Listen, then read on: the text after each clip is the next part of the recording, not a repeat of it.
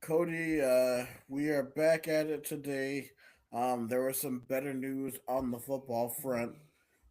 We found out that a few guys are staying. Right.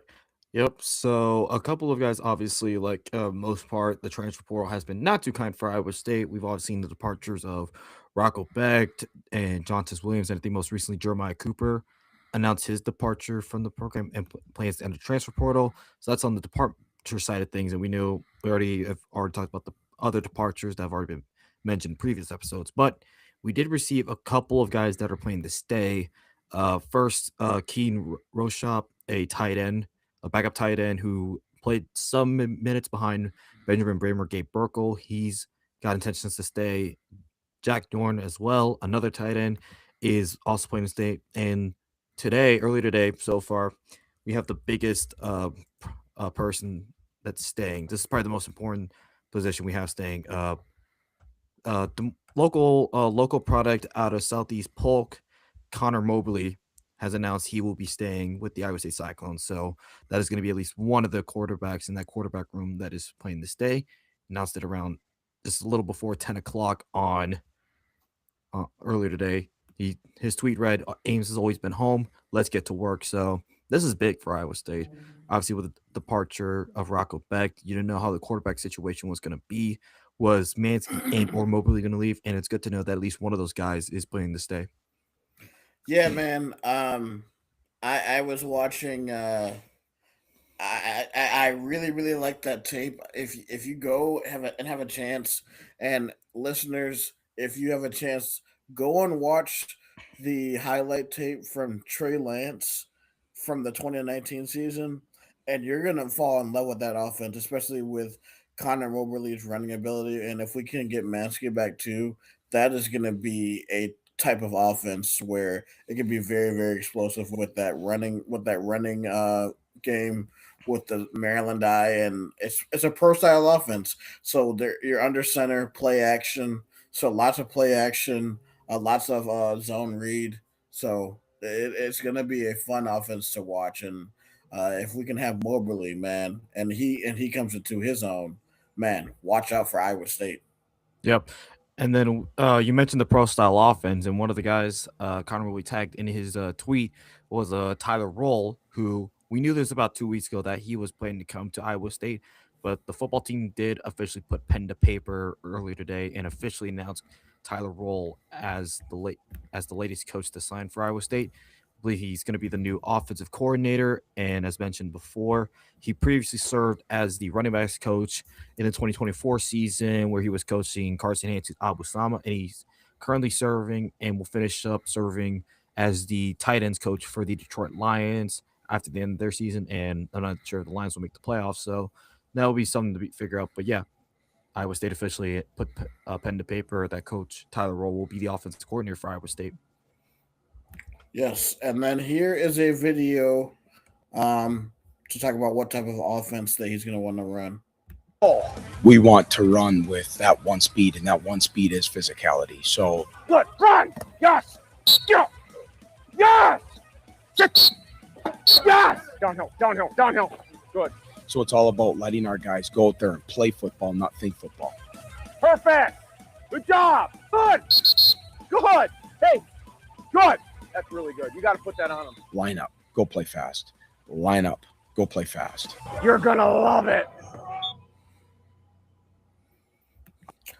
Brother, I am pumped, man. Yeah. I just imagine now it's gonna come to fruition. Just the meme of run through a motherfucker's face. That's what it sounds like. Coach Roll wants to just let the running backs do, just run through a motherfucker's face, and I love it. I always love a good running back that can run north to south, downhill, and just kind of like kind of a running back, kind of like Derrick Henry, where Yeah. he just shoots the gap and can has some built. Now, granted, Derrick Henry is a specimen, and quite frankly, guys like that don't come often, but we can get a running style like his where you just go north to south and just get down, get hit a lane and hit a lane and just shoot it. That would be beneficial for the way, and I think that'll be a good style of offense that Iowa State wants to run, and I'm very excited for that.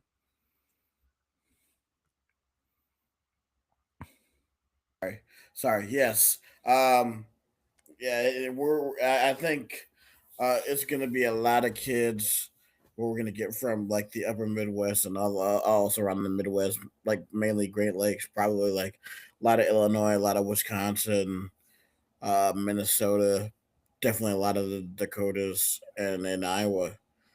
Getting those hard nosed type of kids that are willing to lay their bodies on the line and play a brand of smash mouth football. Hmm. And that's another thing that we got to talk about. We're going to talk about now just the excitement for football. Like if you've seen a lot of Cyclone fans have been watching the Washington State game, and I will say, man, just the way that their four down linemen are able to get to the quarterback. I'm really excited about this 4-2-5 scheme with Jesse Bobbitt, man, because this defense is insane. Hmm. Yeah, I mean, the defense right now. I mean, Washington State right now is in a bowl game against Utah State. Now, granted, Utah State isn't exactly the most potent offense, but Sure. oh, and yeah, okay. So it looks like Utah State is finally giving up a touchdown, but it had been what 3 quarters or so almost without giving up a Mm-hmm. touchdown. They've held Utah State to about 100 yards of offense total. And I think they have about like 3 or 4 sacks today, I think. I would, I would believe that too.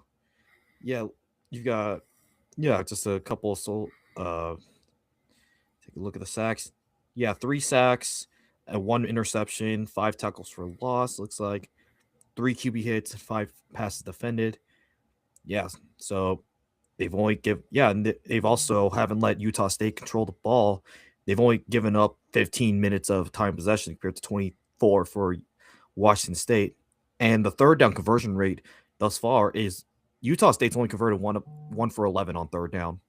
That's awesome. So this defense can also get up off the field, and then I just one thing I also like is that the corners like to play man on man instead of playing like zone. Mhm. I always like when corners can play man. Like zone is good if you know you're going to be playing against a lot of teams that throw. But like if you believe that that man on man that your men are better than their men, like I like man on man defense rather than zone. Mhm. But yeah, man, I think this bowl game, and obviously we get Toledo tomorrow, and look at some of their players. Really excited of potentially what this defense can be. Mhm. Because number 98, I think, is in the portal. Number 10, who had one of the sacks, is in the portal. Anthony Polano, who was a freshman, I think, number 41 on Washington State's defense, is in the portal too. Mhm. So it's going to be interesting to see how many of these guys we can get. We're going to have to wait and see if we see any of these names ink pen to paper on January 2nd. Yeah. I mean, you talk about the transfer portal real quick. Colorado State tight end Rocky Beers is in the transfer portal, and you know how much that would make so much sense in Ames, Iowa. Yeah, that sounds like a Cyclone name, man. Like it makes sense, bro, because like if he comes to Iowa State, he is going to already get beer deals like right off the jump, dude. We might collaborate with like Back Pocket Brewing, like like they have the what was it, the Cyclone Power Ale or whatever. I know they have that, and then don't know how much this will affect like Ames Lager. That would be kind of funny. It Rocky Beers with would. Ames Lagers. That'd be Eh, pretty funny, man. Somewhere Jamie Pollard might be quivering his boots thinking about Rocky Beers. Oh God, no! He might actually like no disrespect, but I think somewhere in his mind is like, oh crap. The fans are gonna be like, if the fans weren't asking for beer in stadiums already, they might be asking for more if Iowa State able to sign Rocky Beers to the roster. Get a nice ice cold Coors Light. Make like I don't understand. It was a slant. It was a layup for you to get a partnership with Coors, and you're in But Colorado. yeah. I well, now if he goes to the Midwest, it might have to be Bush It's probably gonna be Bush. Yeah. or somehow like I don't know if you do Millers, but like there's a good amount of there like us Iowans, we know nothing except corn and beer, so It's wide open. Exactly. The NIL deals basically sell themselves. Just imagine, just like visioning the just Rocky Beers, and it's just literally his face on a Bush Light can. See, you already came up with the marketing, bro. That's all we need to do. Oh yeah, but yeah, that January 2nd date, that's gonna be the one that I think a lot of Iowa State fans are gonna be looking to the most, because like that's gonna be when you should be expecting a lot of these additions to come in. Yeah, because right now, like obviously, like it's sort of like a painful time right now where you see all the departures of your favorite players that you used to know, and basically you're gonna some of the old faces you'll see, but some of them you'll never see again. Hmm. So I mean, unfortunately, that's the reality of what college football is today. We're going to be turning over a whole new roster, but I know that this team is going to be fight like hell to give us a quality product. Hmm. Yeah, and I mean, also just in general, the transfer world, like there's a lot of names that are coming out too, not just related to Iowa State, possibly, but just in general. Yeah, like Austin Romaine from K State, he left to Portland. He was an Damn. all Big 12 linebacker for them. So Yeah. it's Dang, just if we had him for this past season, we really could have had the BLT sandwich defense. I'm saying, and Austin Romaine played well in the Ireland game. Oh yeah, he was really good. Just a, it's crazy how Ireland kind of made both teams' years disappointing in one way or another. It's so that Ireland curse is so real, dude. Mm-hmm. Because I think Georgia Tech didn't when they beat Florida State. I don't remember if Georgia Tech did any better than the two teams that just played did, like Iowa State and Kansas No, State. I think where'd they go? Well, like 6-6, something like that, Yeah, or 5-7.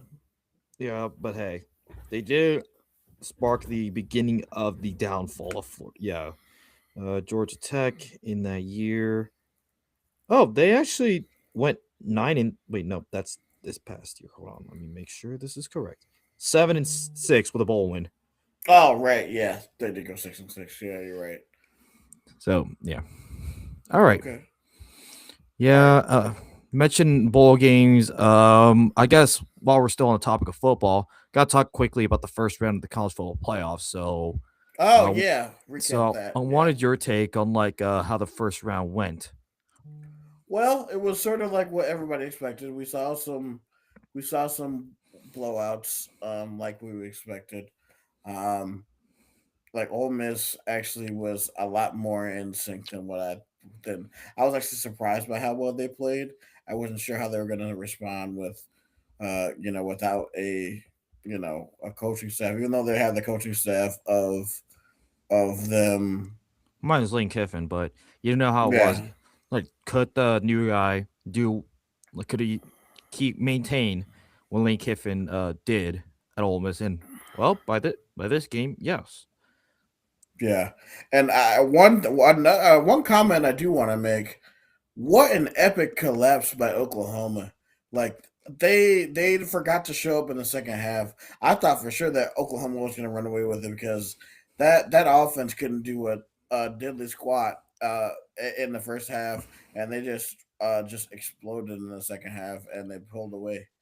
I mean, forget the second half. The second quarter, Oklahoma had True. like what, a 17-0 lead in the Mm-hmm. second quarter, and then they give up 17 straight right before halftime, and then they get outscored 20. What was it, 27-7 by the end Yes. of it?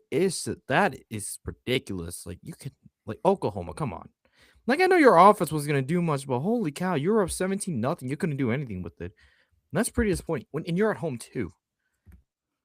That was the surprising thing is that all this happened and it happened so fast too. I'm Hmm. like, golly. Yeah, once the floodgates opened, like for Alabama, it just never stopped. I mean, that thing was a literal crimson tide. Like how they came Yes, up with the name. That's literally what it was. exactly. Well, at least that game had points. A game that didn't really have that many points. Miami, Texas A&M. Yeah, I mean, honestly, this was just a lack of execution by A&M. But you also sort of wonder, like, if Colin Klein's head was truly in this game. Obviously, now he is in Manhattan, Hmm. so I mean, it's a sucky way to end to go off. But Miami gets a huge one on the road in College Station, and now it sets up. We have a pretty juicy um, quarterfinals. We have Ole Miss versus Georgia, a rematch of the classic in between the hedges. That is a Sugar Bowl, so that's going to be probably half and half with Ole Miss fans and Georgia fans. Miami, Ohio State. Ohio State the comes back to the Cotton Bowl, a place where they won in the semis the year previous. We have a crimson just a crimson matchup in the Rose Bowl. Alabama, Indiana, man, this one is going to be a fun one. I can't wait to watch this one. Yep. I think this would probably be like probably the bet. I don't know. This one it's either gonna be this or the Sugar Bowl, maybe like the best matchup of I the agree. playoff, no doubt. But Miami Ohio State could secretly that's a sleeper matchup, I think. And then we've also got in the Orange Bowl, Oregon taking on Texas Tech. Texas Tech, we'll get to see them for the first time since the Big 12 title game and having about a month off. I'm curious to see what that does for Texas Tech compared to Oregon. But I think I mean, Oregon being 1.5 point favorite, I think it's very interesting to see. But this is for Texas Tech to prove that the Big 12 can, in fact, compete in the playoffs and actually win in the playoffs. Because Texas Tech wins this game, the perception of the league gets better. Yeah, no, and I was gonna say, Cody, that like the reputation of the Big 12 falls on how Texas Tech does. If Texas Tech is able to beat Oregon, a top Big Ten team, and make it to the semis to the Peach Bowl, man, that would be huge. Especially with two of the teams that I want to do well in this Texas Tech and Indiana, a possible matchup in the semis in the Peach Bowl. Man, we're get strapped in, guys, because the playoff is really getting real right now. Really excited for that Ole Miss Georgia matchup. But I think the Oregon Texas Tech one has a chance to be underrated, mainly with Dante Moore. How is he going to fare against that elite defense and Hmm. that D line that Texas Tech has? That's going to be a very fun matchup. Hmm. Definitely something where we're going to break down probably next week once we get closer. Yeah.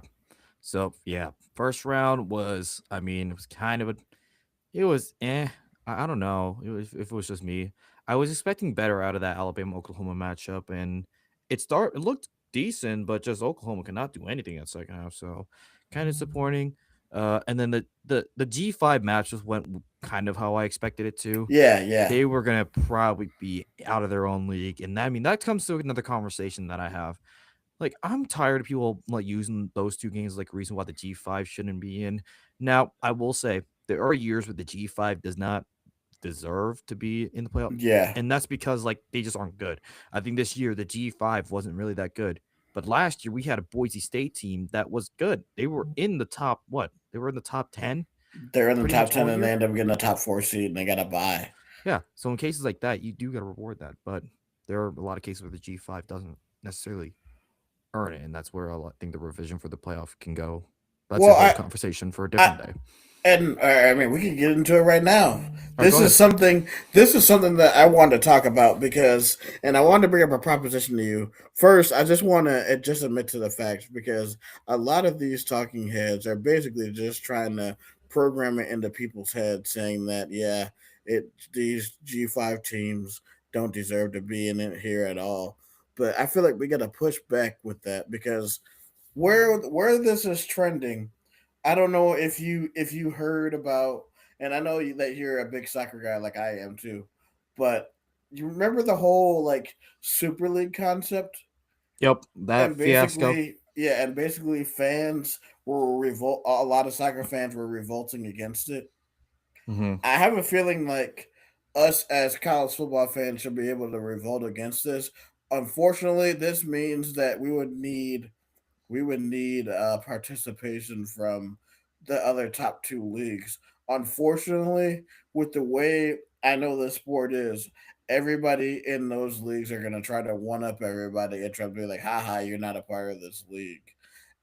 So unfortunately, as much as I would love to love a like and everybody for everyone to band together and go against the corruption that is college football right now, like I don't think because this is a discussion we had on Twitter earlier today, and I was like, as much as I would love for the other Power Two conferences to agree with us, they're only going to be more focused about them, and unfortunately, um, it's sad to see that's where college football is headed, and in the way college football is covered and the way college football podcasts are covered.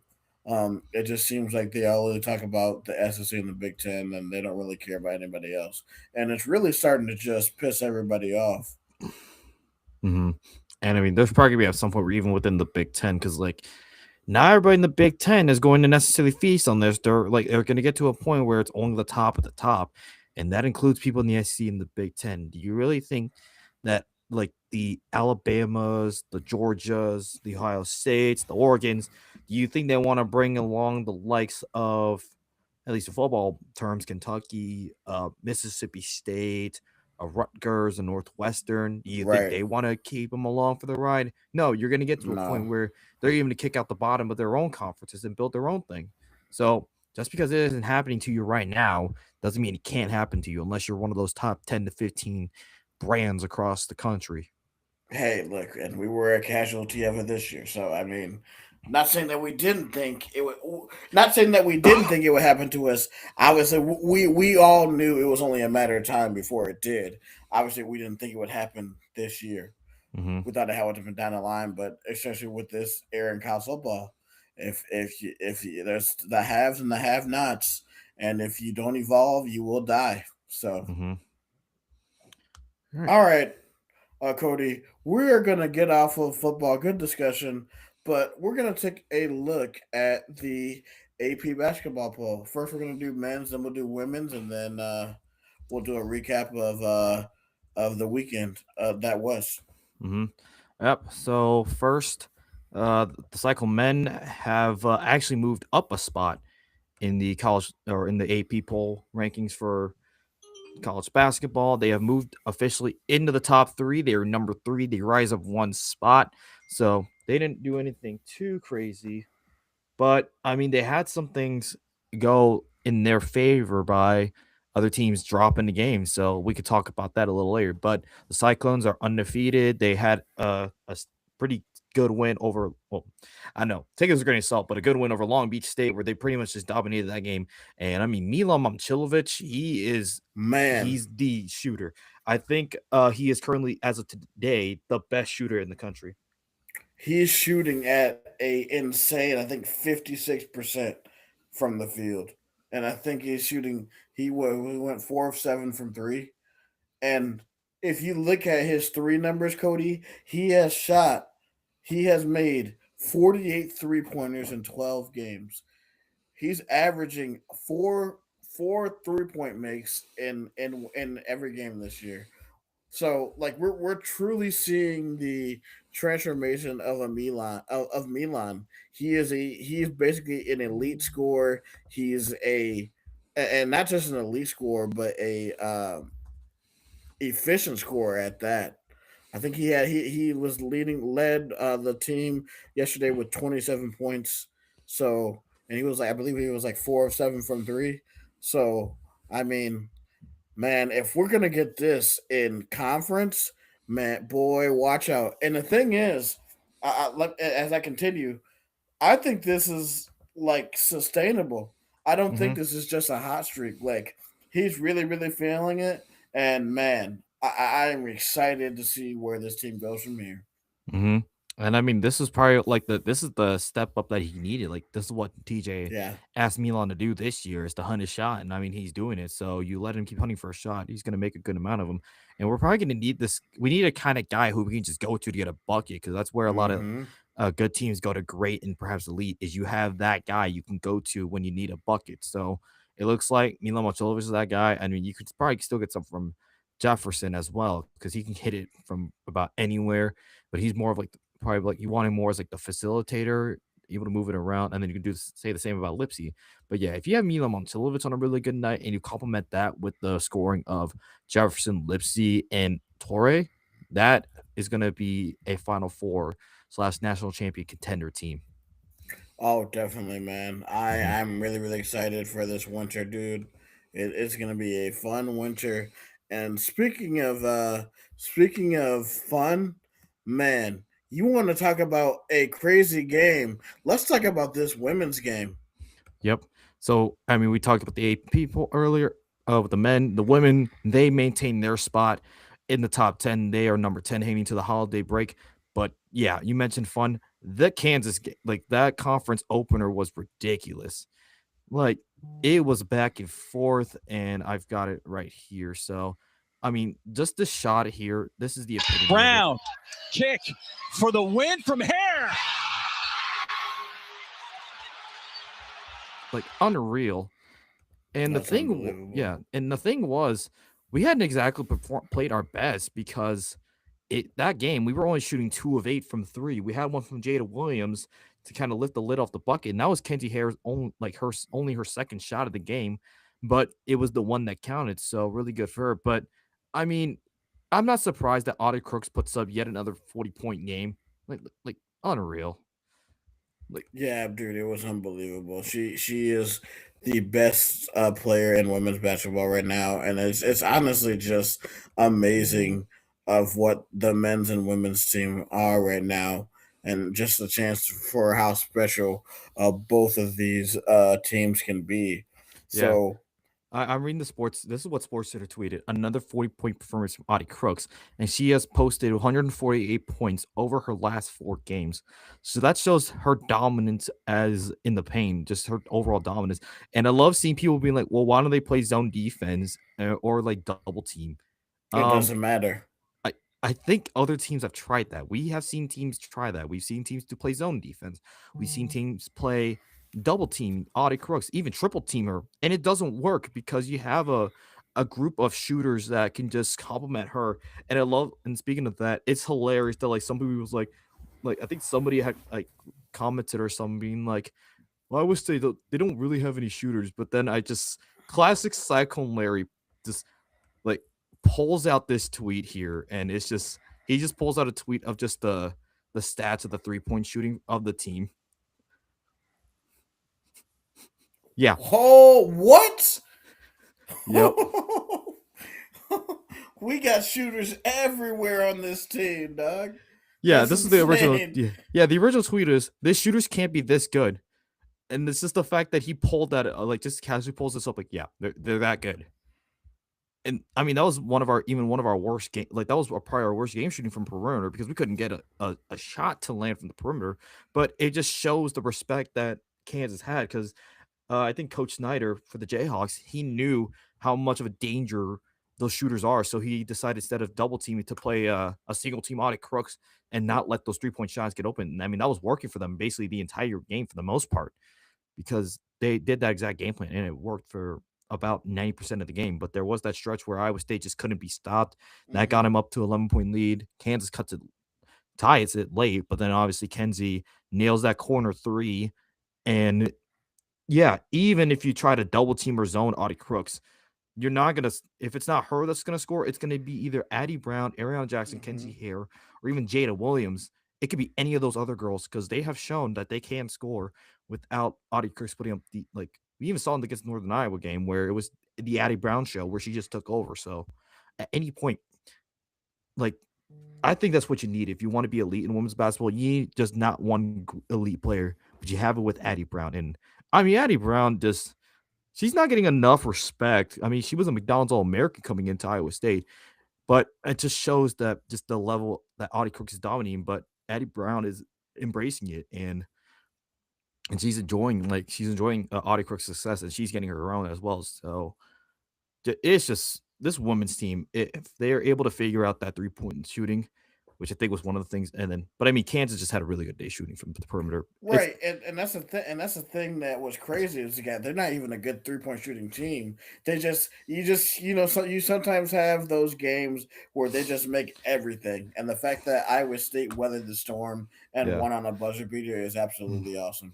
Yeah. And I mean, one thing to note, Libby Fandel is actually an Iowa native. So she comes from Cedar Rapids Xavier. And she had actually like her dad had sent like a recruiting tape and all the accolades to like a friend of mine. And he was like, wait, does he think like does her dad think I'm a recruiter or whatever? But crazy is I don't think she got offered by Iowa or Iowa State, which is kind of weird. Oh wow, Yeah. So she ends up at Kansas and then she had a really good game against us. I will. yeah. So I'm excited to see more out of Libby Fandel for the Jayhawks, but great win for the ladies. I mean, they stay undefeated. They stay top 10 heading into the holiday break. So the hoops are fun. And we talking about fun. This past Saturday of basketball. Oh man, what a weekend of action. Let's dive into it. Let's share your screen and let's break it down. Yep. So Saturday, just Arizona, I mean, they maintained their number one ranking in a pretty sleepy 68-45 game, but this game was ugly in the first half. It was ugly. Yeah, Arizona is a wagon right now. Honestly, that's why they deserve to be the number one team right now. That's why they overtook Michigan, and also they just went. They like it's anywhere, any place, anywhere they will go and beat you. They basically went into Birmingham and dismantled Alabama by like 20 something points last week, and then Yeah. like you see this. San Diego State, obviously, they've sort of been ravaged by the portal the last few years. So obviously, they're not that national championship contending team that they were, but they were still a solid team. But for them to dismantle San Diego State like that is absolutely impressive. So, really, really looking forward to how they do in conference and looking forward to our March 2nd matchup against them in Tucson. Mm-hmm. Yeah, and I think we alluded a little bit when we were talking about Iowa State moving up in the AP poll due to some help. This game right here, this was majorly. Wow. This thing Yeah. felt like an Elite Eight Final Four type of game. Texas Tech comes back down double digits in the second half. They win 82-81, and Texas Tech, I had been a little bit concerned about them for pretty much most of the non-con, just they weren't looking that good. And I think they desperately needed a win like this. And they hand Duke their first loss of the year. And Christian Anderson, we had known what he was like last year when we went down to Lubbock, but this was his game. He took over this game. Yes. He's absolutely did 27 points and three steals. Mm-hmm. Yeah, I mean, of course, you had the thing was for Texas Tech, they dealt with a lot in this game. They had two guys foul out of the game. They already aren't that deep of a team, which is kind of a concern that I have. But I mean, of course, you're going to get a good performance out of JT Top and a double-double, not scoring 30 points, but he still gives you a double-double with 10 rebounds. Juan Watts, before fouled out, he had 20 points, so he was putting the ball, like he was scoring at a high rate before he fouled out. But yeah, Christian Anderson, this was his game. This was clearly his game, and he willed this Texas Tech team to a massive win. Oh yeah, and this will propel Texas Tech into conference play. So it is going to be interesting to see how they turn out. Yeah, but Purdue, did you see Purdue, man? Oh yeah, Purdue. Talk about a bounce back, man. Mm-hmm. I mean, yeah, when you get embarrassed on your home floor like that, you kind of take it a little personal. I mean, look at the margin of victory in their last 3 games since losing to Iowa State. 85-57 over Minnesota, 79-59 over Marquette team, and then winning by 28 against a solid Auburn team. Obviously, not the same Auburn team as the Final Four team, but yeah. But Purdue, yeah, they are doing pretty well. Yeah, just tuning to rack up good wins and heading into conference play. This will help out. Definitely, for sure. Houston and Arkansas. This one was pretty fun. This was a fun matchup to watch. I like Arkansas. Arkansas is a contender in the SEC. As long as they have John Calipari, yeah, they made it to Sweet 16 last year against the same Texas Tech team. So watch Hmm. out for Arkansas in the SEC. Hmm. They are going to be a tough out, man. Yeah, but I mean Houston. I mean, we know Houston's known for their defense. Like 85 points on paper doesn't sound like a typical Houston performance, but I think it just shows the skill level of Arkansas. I mean, Darius Acuff, DJ Wagner, Billy Richmond. I mean, Trevon Brazil didn't even have the greatest of games, so Hmm. but he's a guy to look out for in SEC play. But Houston, oh, dear God, Manuel Sharp, Kingston Flemings, and trying to think who would be, and Milos Uzan. That trio right there. I was telling myself this: Houston, Iowa State on Big Monday. That's gonna be such a fun matchup. Oh, it is, dude. I'm excited to watch both of those defenses go at it. Very very excited. That's going to be must watch television. Hmm. Michigan State against Oakland. This was a pretty on paper. This doesn't sound like a game that should have been interesting, but it was. Oakland, I mean, playing in the Pistons arena, gave Michigan State a bit of a fight. Michigan State ultimately wins by 79-70. So Michigan State continues to they move up to 11-1. Louisville moves up to 10-2 after a 40-point win over Montana. Louisville, I think, can be a solid ACC team. They're in but the ACC, it feels I don't know, outside of Duke, feels a little bit down this year. I don't know how I feel about North Carolina. Well, North Carolina, but they were proving me wrong after this win over Ohio State. Um, this game was fun. This was a fun game to watch on CBS. No, unfortunately, I really didn't get to watch any of these. So, uh, Hmm. but yeah, North Carolina survives Ohio State, and then Kentucky gets a huge win at home against a very good St. John's team. No, this was the CBS Sports Classic in Atlanta. So these are two Oh, neutral sites in games. Atlanta. Okay, gotcha. Yep. And then you have Virginia, who can be a dark horse contender in the ACC with 80-72 win. I had to look back, but there was one dunk I would have to look back at too that I just saw out of the corner of my eye, and I was like, oh, yep, yep, that was a classic posterizer. We saw you, and it's a poster. Mm-hmm. Let's just taking a look around the Big 12 after those ranked games. Kansas State, I mean, 100 putting up 100 is good. Giving up 76 though, I don't know about that. I'm not gonna lie. Yeah.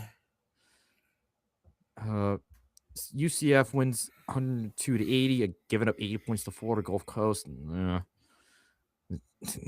I don't know. The Big 12, it does feel like a down year, like with depth wise, the Big 12 maybe a little bit. Yeah. But the top of the top is clear. Iowa State, Arizona. I would throw in BYU. Hmm. I'm trying to think who would you throw in as that fourth. There's a fourth team. So I would say in order: Arizona, Iowa State, Houston, BYU, Houston, yep. and then Texas Tech. Okay, yeah. I think that win for Texas Tech against Duke, that has put them right back into the race for the Big 12 because they were looking dead in the water in conference just a couple weeks ago. Yeah. So okay, so I guess we have our solid five.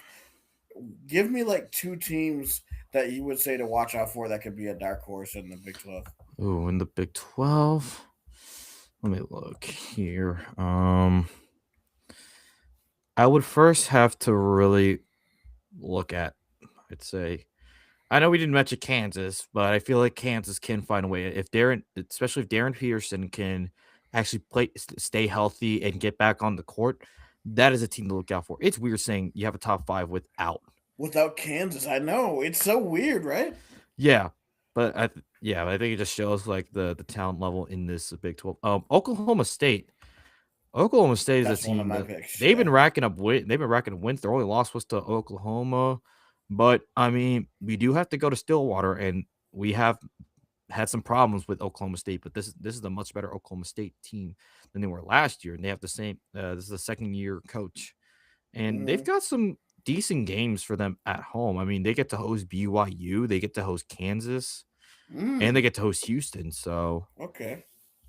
and then they have to go at Texas Tech, at Iowa State. Do have to go to Arizona. So who knows? Maybe Oklahoma State could pull off one of those road upsets. We'll have to see. We'll have to see. Yeah. So it is weird putting Kansas in the dark horse category, but that's just where they're at right now. Yeah, no, I definitely would say Oklahoma State, and then yeah, I probably would say Kansas too. Yeah. Because just to show the Fog proper respect, because they can get back on the schneid and get some real big wins. Because I think they have a lot of the top 5 teams coming to their building, so coming to the gym. So it's going to be a golden opportunity for KU to show why they shouldn't be doubted. Yeah, and I mean, there's one team who I don't think we should have too much of a problem dealing with. Ooh. Cincinnati. Yeah, they stink. They're very, very bad. Now, them in Colorado, like Colorado lost by 9 to Stanford. Yeah, now granted, their game against Clemson, the score sheet doesn't say the whole story. The start of the Clemson Cincinnati game was ridiculous. I think it was like at one point it was, yeah, Cincinnati only had 5 points with like at the under 8 media timeout. It was 26-5. Now I got to get credit to Cincinnati. They did fight themselves back. They tied it up at one. Well, they didn't make it a 1-point game with 25 seconds left to go against Clemson. But yeah, you cannot only score 18 points and a half and expect to win that game. Now they did make it a game, but what's crazy? Jizzle James is back on that roster. Granted, he didn't start, but Jizzle James is back with the Bearcats. I almost said the Bobcats. Yeah. But I mean, that just shows the despair of Cincinnati right now. Like, if the thing keeps going the way it is right now, Wes Miller's not making it out of this year. Yeah, it's ridiculous, man. Yeah. Do you have anything else to add before we head out today? I think I'm. No, not really. Just holiday break. I'm just chilling. Might rewatch some games. I'm rewatching the Iowa State Kansas whiteout basketball game just because. Very good choice. Yeah, and then who knows? Maybe I'll rewatch the Cyhawk game and the Purdue game from this year. As you should. All right, guys. We just wanted to put out a episode for you. We wanted to do a recap. Obviously, thank you guys for joining us on the emergency pod. But yes, that is going to be the conclusion of our show today. A few things before we go. Big thank you to our presenting sponsor, FanDuel. There are tons of promotions out right now. NFL tokens, NHL tokens. Even future baseball tokens. Speaking of baseball, there was a highly coveted Japanese player. I forgot what his name was. Let me look back in my tweets. But the White Sox got him, and he willingly signed with the Chicago White Sox. And Murakami. Yes. Looks like a 2-year contract worth $34 million. Yes, $17 million a year, and he has already like donated $10,000 to the food banks in Chicago. Already getting himself his introductory press conference was today. I'm so excited! I can't wait to watch him opening weekend in Milwaukee. Hopefully that'll be that'll be the weekend where we will be playing in the Final Four in Indianapolis. So. Maybe a national title game. Yes, maybe a national title game. I'm praying for that to happen, Cody, because we deserve it. Yep. Also, if you want to talk ball with us, find Cody at Tierney's Burner. Obviously, he retired Matt Kim impersonator, so he is at Tierney's Burner. You can find me, Tyler, at Sci-Tie Guy. Also, a big shout out to FeedSpot. We are a top 15 sports podcast in the state of Iowa and a top 40 most listened to podcast in the state of Iowa. So thank you, state of Iowa listeners. Thank you, everybody else who supports us as we do this show. Also, follow us on social media. We have 6 forms of social media. 5 are listed below, but we have a Twitch page also. We can be found at on Twitch at Believe in ISU 2025. Believe BLEAV in ISU 2025.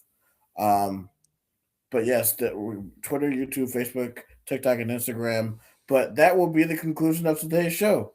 For Tyler Carter, And for Cody Vinsalem, this is the Believe in Iowa State podcast. Roll clones, baby. go Cyclones.